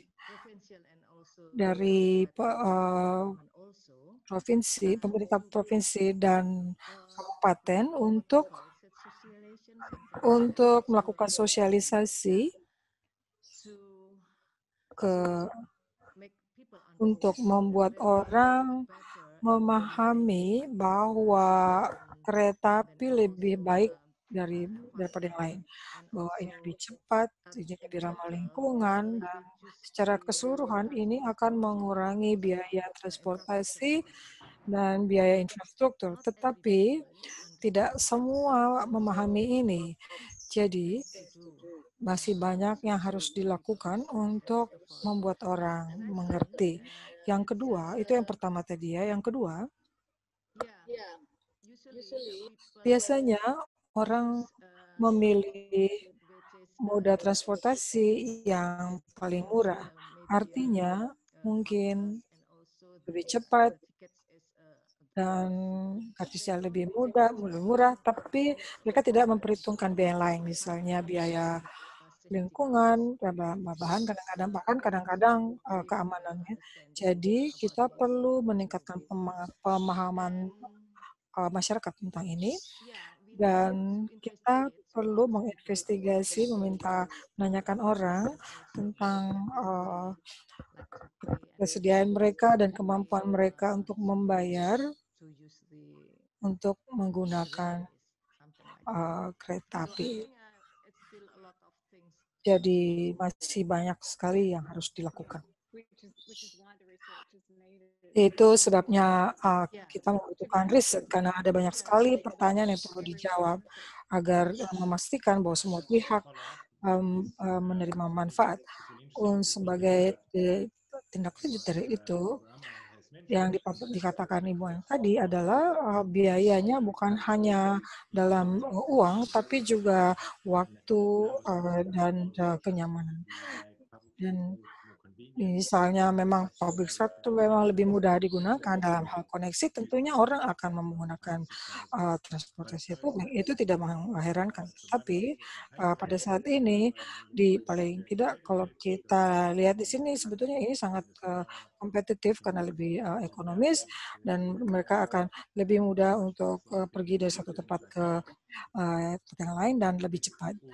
Tetapi semuanya tergantung kepada schedule-nya, seberapa sering di keretanya lewat dan lain-lain. Jadi tentang dan juga interkonektivitas yang akan mendorong nilai yang akan didapatkan orang selain apakah ini memang lebih menyenangkan daripada dan ini juga kerumitan yang lain, Prof. Andreas. Jadi kita punya ada kereta yang membawa penumpang dan membawa barang pada waktu yang sama. Jadi ada bahaya di sini bahwa ada kepentingan yang saling berkonflik di sini. Kalau di gambar di belakang saya adalah gambar dari kereta apinya dan ini trek tunggal ya, dan kapasitasnya terbatas karena mereka nggak bisa jadi harus gantian ya kereta apinya. Ini membatasi berapa jumlah kereta yang bisa lewat.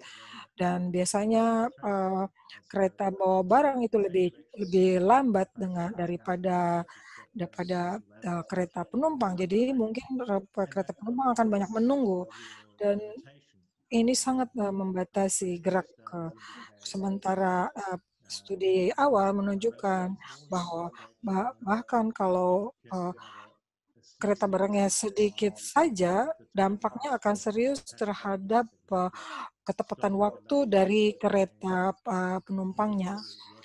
Jadi ini harus jadi tentunya ada kompetisi antara pengguna penumpang kereta api dan transportasi publik dan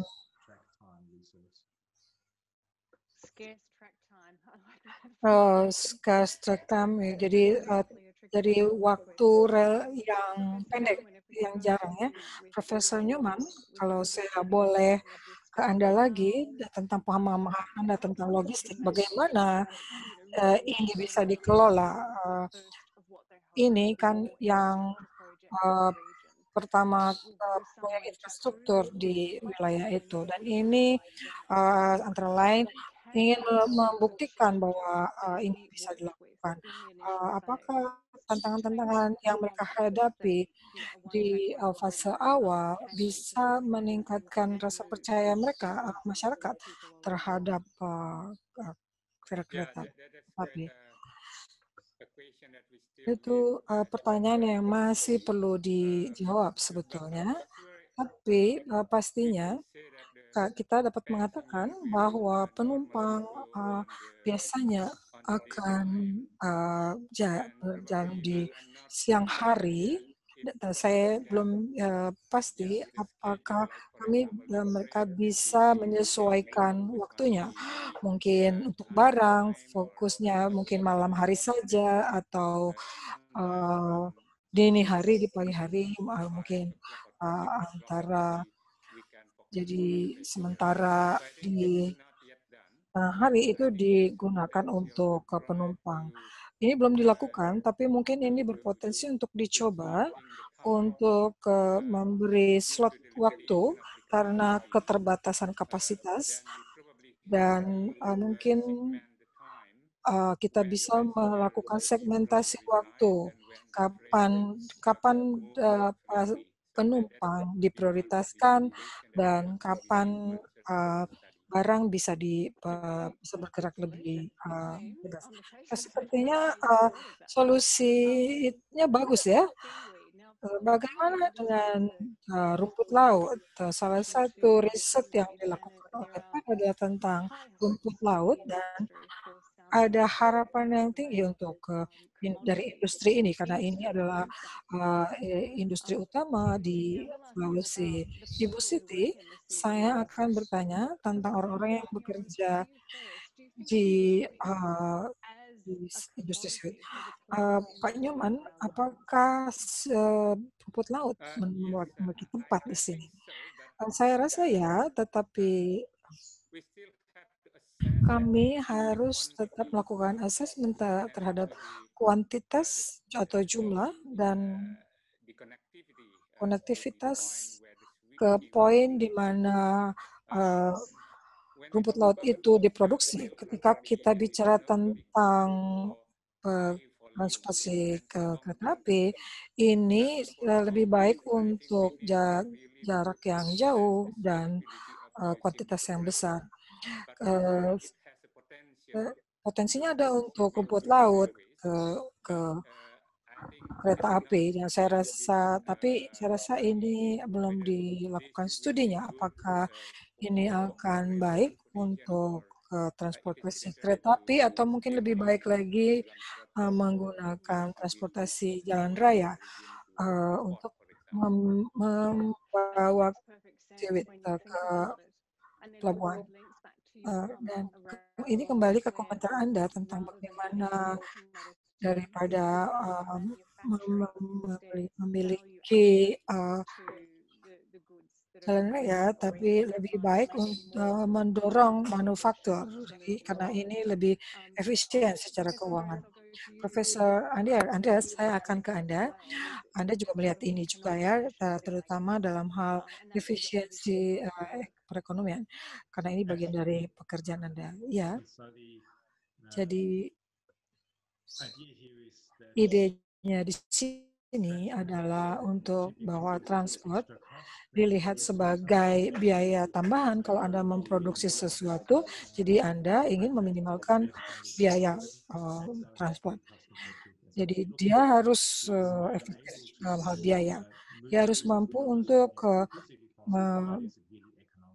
jadi bukan hanya memindahkan tempat saja lebih mudah, tapi juga memikirkan apakah ini kompetitif dalam hal biaya. Dan juga masalah optimalisasi, mana opsi yang terbaik. Mungkin bisa dijelaskan kepada kami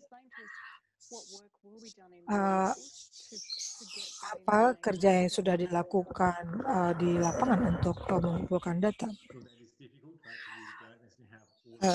Saat ini kami belum kami punya data geografis, distribusi, dan juga barang-barang pertanian. Jadi kami bisa punya gagasan tentang di mana suplai dari populasi, berapa impor. Jadi kami bisa melihat distribusi geografis dari barang-barang ini. Sehingga kami bisa melihat yang mana yang paling efektif dalam hal biaya. Dan dari itu kami bisa mengembangkan apa yang dibutuhkan dalam hal konektivitas dan membuatnya mungkin. Dan saya rasa gagasan yang kan untuk memperoleh data sekarang kan sangat terbatas ya, tapi yang ada jadi untuk memperoleh informasi sangat penting agar dapat memberi masukan. Itu betul, dan kami memang harus punya data untuk di masa depan. Dan mungkin ini bisa mengubah keputusan dan jadi demand juga mungkin akan berbeda sebagai respon terhadap perubahan transportasi.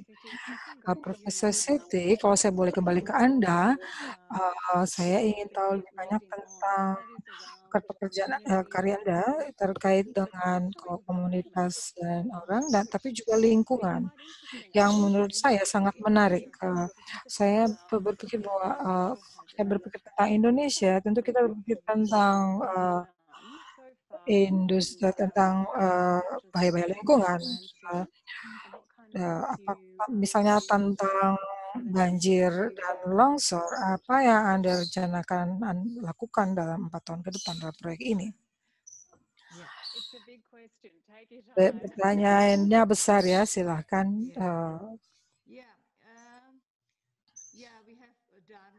Kami sudah melakukan sedikit dan kami akan melanjutkannya. Di Indonesia seperti Anda pahami ada banyak potensi bencana karena kami punya curah hujan yang tinggi dan juga lingkungan di sekitar kereta api juga akan berubah. Jadi kami perlu melakukan investigasi di sisi itu. Tetapi kita harus meminimalisasikan resiko. Kita harus memitigasinya. Kami akan melakukannya nanti karena pada saat ini kami baru melakukan identifikasi dan kami belum mendapatkan hasil akhirnya. Kami baru melakukan identifikasi dan kami juga melihat pada kepadatan masyarakat di sepanjang trek dan dampak positif dan negatifnya di masa depan. Apakah Anda sudah menemukan bahwa ada bagian dari trek kereta api itu lebih rentan terhadap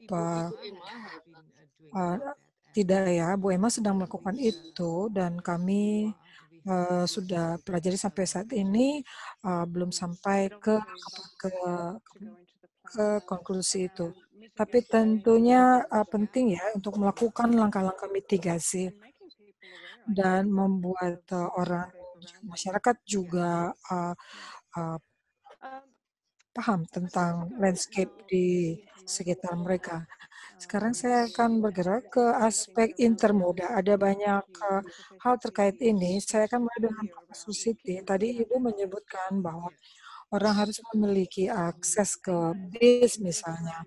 Dan ada juga visi besar di Indonesia untuk membuat pusat-pusat transit di mana orang bisa memparkir motor mereka, dan kalau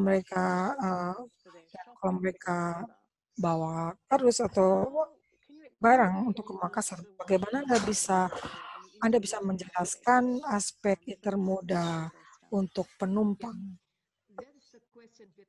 Itu pertanyaan yang kami ingin tanyakan juga karena kami belum memperoleh informasi lengkap tentang itu, tapi orang-orang dari Dinas Perhubungan dan juga dari pemerintah, tim percepatan, mereka mendukung program ini. Jadi kami juga berharap bahwa konektivitas akan tersedia karena dari presentasi mereka tadi pagi, tapi kita memang belum melihatnya, tapi kita betul-betul berharap bahwa akan ada konektivitas yang lebih baik karena seperti disebutkan oleh Pak Andreas sebelum ini, itu sangat penting bukan hanya untuk mengurangi waktu, tapi lebih baik juga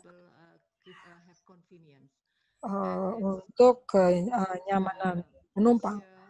Lebih mudah untuk melakukan transfer dan lain-lain, ini juga penting. Jadi kita memang perlu menanyakan pertanyaan itu. Saya belum mendapatkan jawabannya, tapi kami akan menanyakan pertanyaan itu ke orang-orang di sepanjang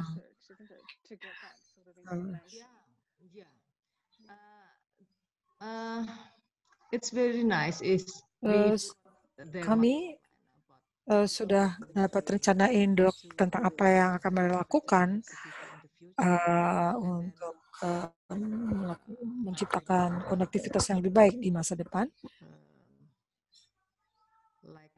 some stations and then Misalnya dari stasiun, public transport route, something like that. Rute transportasi publik dan lain-lain.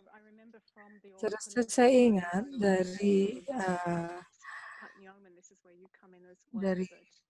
Pak Nyoman, dari Anda ada diskoneksi antara rencana dari pemerintah Kota Makassar dan orang-orang di pedesaan. Apakah Anda ketika Anda apakah mungkin untuk memperbaiki diskoneksi ini? Tim kami, salah satu dari Associate Fellow, sedang mengerjakan perencanaan Makassar, terutama dari perspektif Smart City atau kota cerdas. Kami masih di tahap awal dalam mengumpulkan informasi tentang rencana induk di tingkat provinsi dan juga di tingkat kabupaten.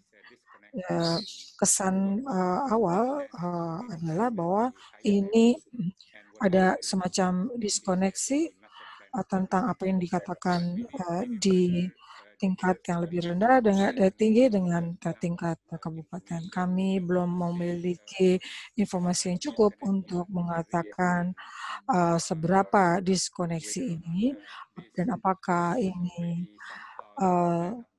sudah menjadi rencana juga di tingkat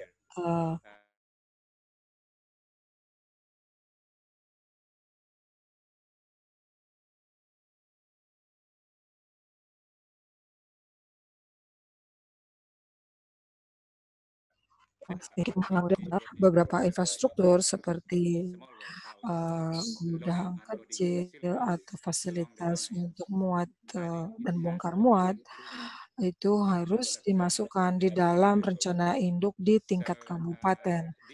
Jadi studi ini masih berlangsung, kami masih mengumpulkan informasi lebih banyak karena kami tidak hanya bekerja di satu distrik, tapi beberapa distrik yang dilalui oleh kereta api. Jadi kami masih memerlukan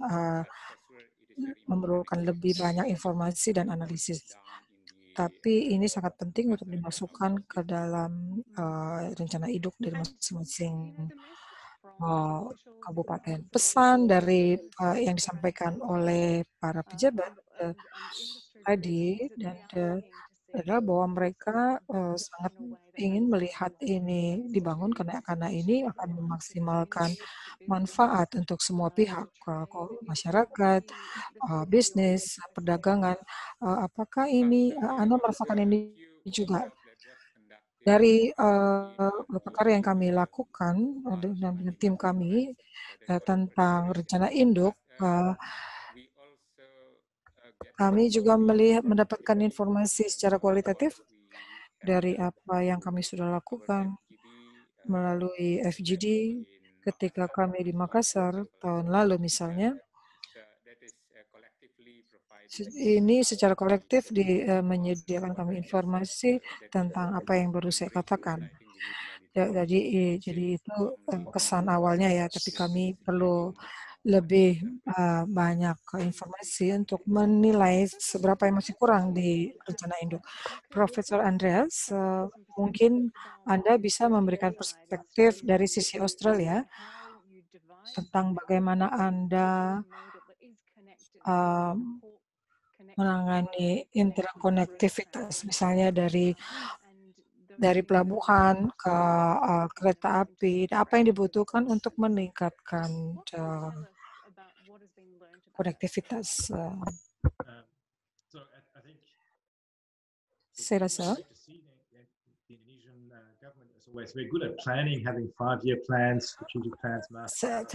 bagus ya bahwa pemerintah Makassar punya rencana induk 5 tahun. Tapi bahayanya adalah kalau ada organisasi-organisasi ini kerja sendiri-sendiri. Dan Karena ketika mereka bicara interkonektivitas, bisa saja tidak saling terkait. Misalnya di Australia, di sisi Australia, kami punya banyak sistem tunggal rel dalam konteks tambang. Dan kadang-kadang tapi kadang-kadang perusahaan tambangan juga berbagi. Jadi yang paling efektif adalah ada koordinator yang mengkoordinasi slot-slot ini. Jadi mungkin itu yang dibutuhkan, koordinasi di antara semua organisasi yang terlibat di dalam interkonektivitas ini untuk membuatnya menjadi lebih efisien. Jadi ini bagian dari riset yang kami lakukan juga untuk melihat apa yang mungkin dilakukan dengan adanya koordinasi yang mengkoordinir organisasi berbeda ini. Kami ada pertanyaan yang datang dari telepon saya. Saya akan berdasarkan pemahaman Anda sampai saat ini, area perencanaan investasi yang mana yang paling berdampak untuk memaksimalkan penggunaan kereta api?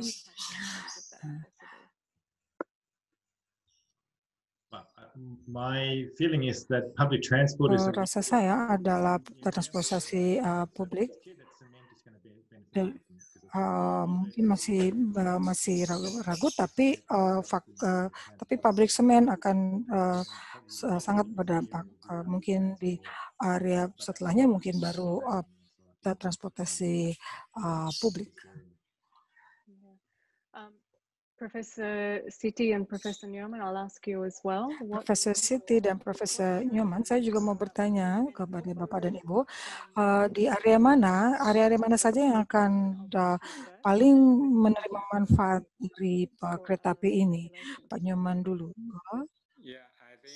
Dan kemudian Ibu Siti dari perspektif masyarakat. Setelah yang disebutkan oleh Andreas, semen dan penumpang, ada juga potensi untuk menyediakan manfaat bagi perusahaan manufaktur lokal. Belum banyak pada saat ini, tapi ini isu nasional sebetulnya. Ketika kita bicara tentang logistik di Indonesia, orang selalu berbicara bahwa kita menggerakkan banyak kargo dari barat ke timur, tapi sedikit sekali dari timur ke barat. Jadi ini membuat kapasitas jadi sia-sia di transportasi Indonesia, dan salah satu sumber dari biaya tinggi dalam hal logistik. Jadi harus ada keinginan yang kuat dari pemerintah nasional untuk mengembangkan perusahaan manufaktur yang dapat menambah nilai untuk komoditas lokal. Itu akan sangat baik untuk Indonesia secara keseluruhan, karena ini akan mengurangi biaya logistik dan memperbaiki ekonomi lokal, menciptakan sesuatu seperti zona industri di Sulawesi yang dekat ke kereta api adalah gagasan yang baik. Tapi kalau saya dengar dari Profesor Ana tadi, dia mengatakan bahwa kereta api ini dibuat karena oleh investasi, dan mereka juga, pemerintah Indonesia sangat tertarik untuk meningkatkan industri berbasis manufaktur. Nah, tadi Anda katakan bahwa ini sebetulnya lead-nya adalah pemerintah Indonesia, jadi mereka harus memberi sinyal juga kepada pihak swasta. Iya, karena saya rasa kalau kita bisa punya zona industri, pemerintah biasanya akan menyediakan fasilitas seperti pengurangan pajak pada awalnya daripada menciptakan fasilitas infrastruktur yang tidak terkait dengan infrastruktur. Ini jadi penting sekali bahwa pemerintah menginisiasi ini, dan juga untuk di Timur tentang air dan listrik juga merupakan tanggung jawab pemerintah ketika mengembangkan zona industri. Terima kasih. Sekarang Profesor Siti, kalau kita lihat di mana dibutuhkan investasi dan di mana dampaknya terkait. Saya bayangkan bahwa listrik dan air akan membantu bisnis, tapi juga akan membantu orang-orang yang tinggal di sepanjang rel kereta api. Menurut Anda, di mana investasi paling dibutuhkan?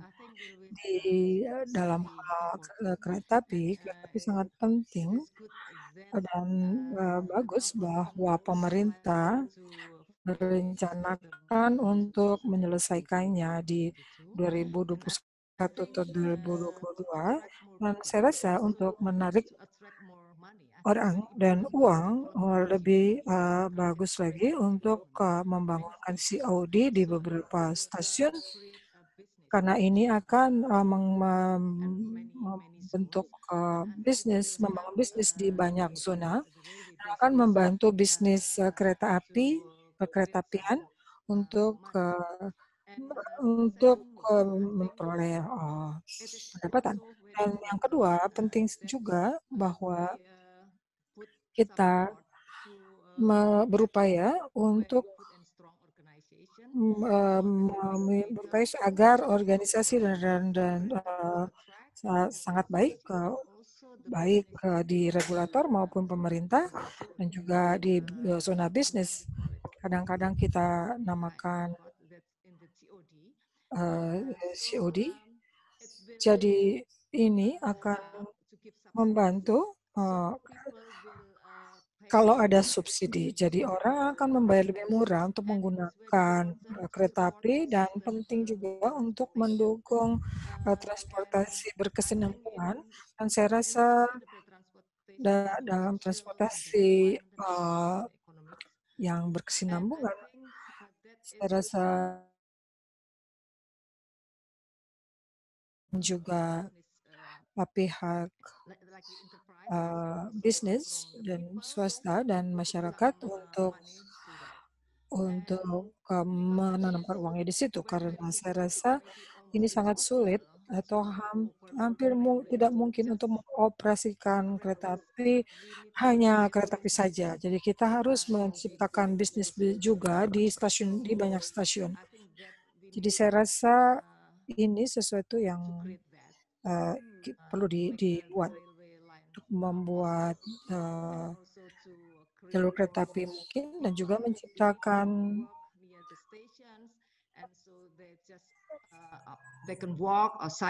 dan membuat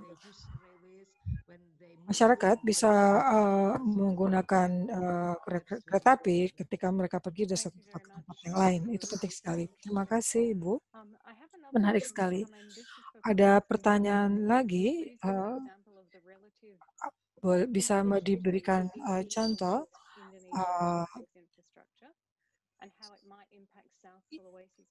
transportasi yang tidak efisien dari barat ke timur. Itu pertanyaan gambar besarnya ya.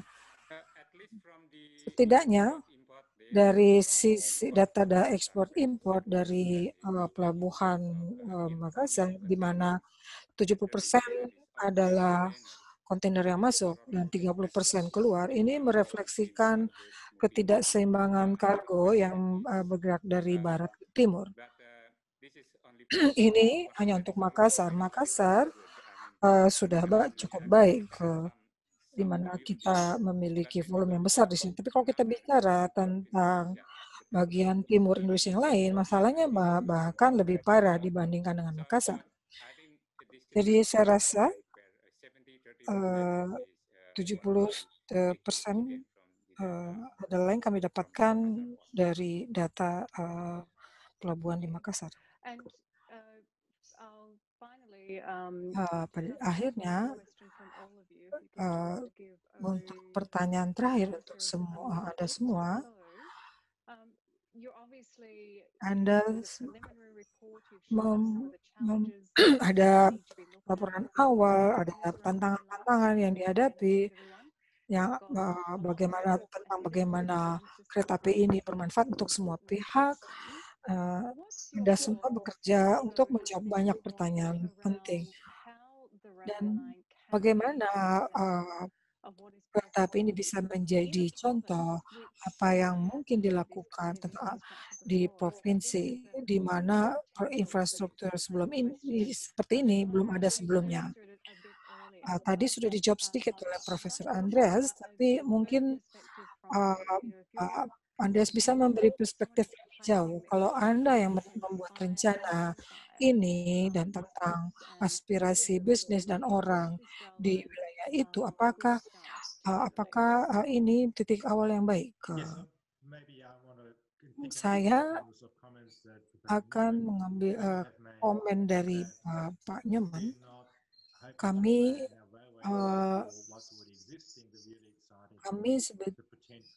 Kami sebetulnya juga tertarik tentang potensi untuk industri-industri yang bisa muncul dengan adanya kereta api ini.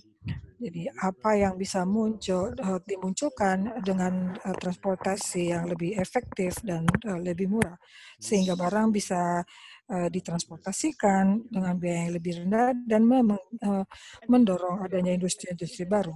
Profesor Nyaman, apakah menarik Anda untuk bekerja di proyek seperti ini?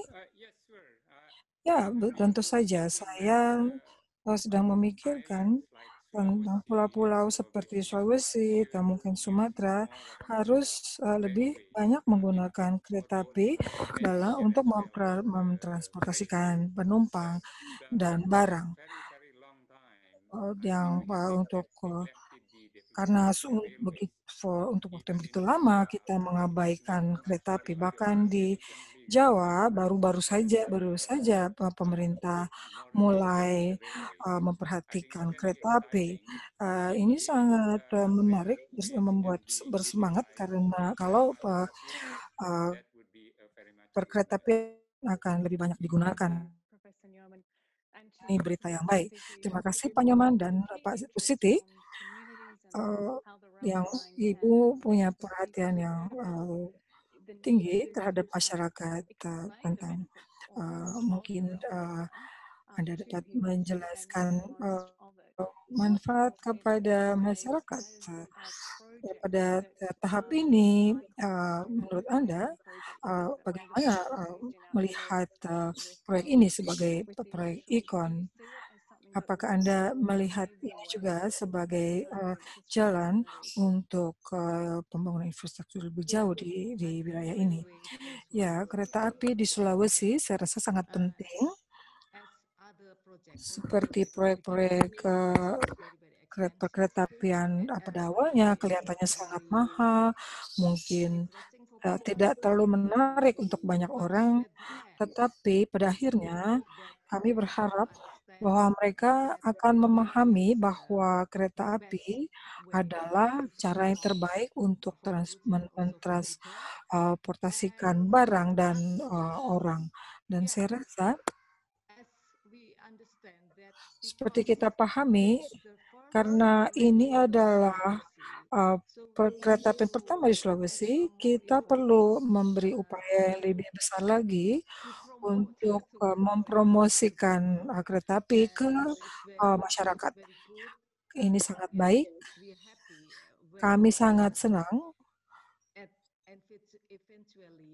pada akhirnya orang bisa menggunakan kereta api dan mereka akan menyadari bahwa ini sangat baik karena ini seperti yang dialami oleh orang Jawa. Karena ini juga transportasi moda yang paling aman juga. Jadi kami benar-benar berharap bahwa ini akan menjadi kenyataan di masa depan. Kami mendukung semua program yang dilakukan oleh pemerintah, Kementerian Transportasi dan kementerian lain, dan juga pihak swasta seperti BOSOA, TONASA, untuk masyarakat, kami masih perlu mempelajari lebih banyak tentang itu. Kami belum banyak memahami tentang perspektif masyarakat pada saat ini, dan ini Anda tentu akan lebih banyak mempelajari ini. Terima kasih banyak. Dan saya rasa kita harus berhenti di situ. Senang sekali bisa mendengarkan pandangan dari para ahli.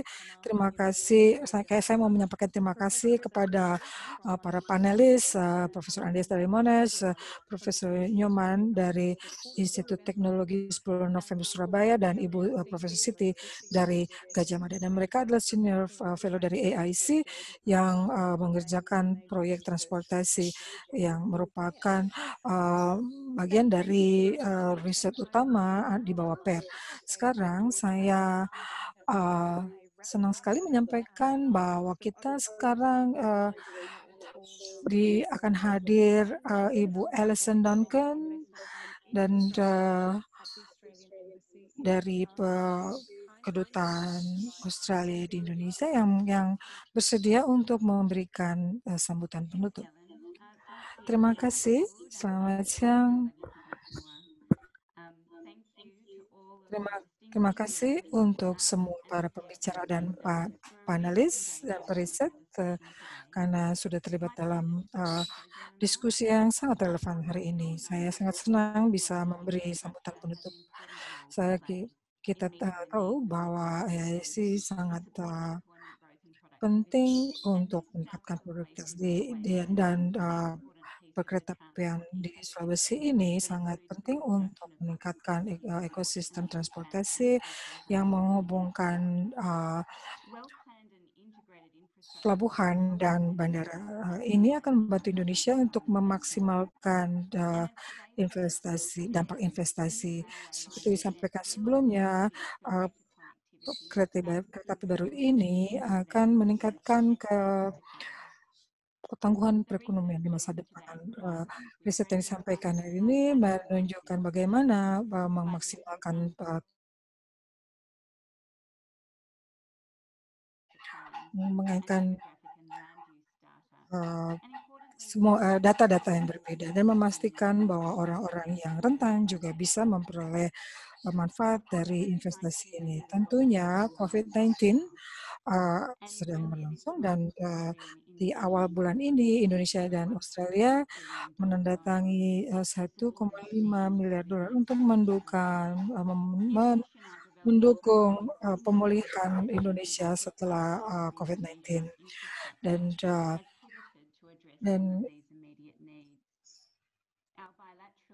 di program infrastruktur bilateral dan multilateral memprioritaskan infrastruktur Indonesia dan bagaimana menyampaikan hasil-hasil yang produktif, juga menciptakan kesempatan kerja di daerah-daerah yang berdampak.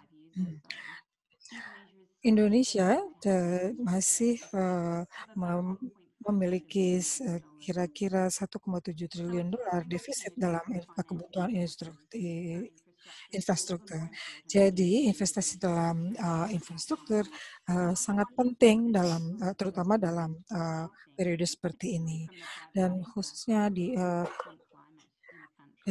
dan keterlibatan pihak swasta sangat penting, dan IACPA adalah merupakan titik awal untuk memberikan kepastian untuk bagi para investor Australia untuk berinvestasi Indonesia, dan juga Omnibus Law untuk membantu. Tapi masih banyak pekerjaan yang perlu dilakukan untuk membuat Indonesia menjadi lebih menarik untuk investor dari luar Indonesia. Dan adalah menunjukkan hubungan riset yang dewasa antara Indonesia dan Australia Dan saya sangat menyambut kolaborasi riset ini karena ini mendorong bukti yang bisa digunakan oleh para pemangku kepentingan di tingkat nasional dan lokal seperti yang hari ini kita bahas.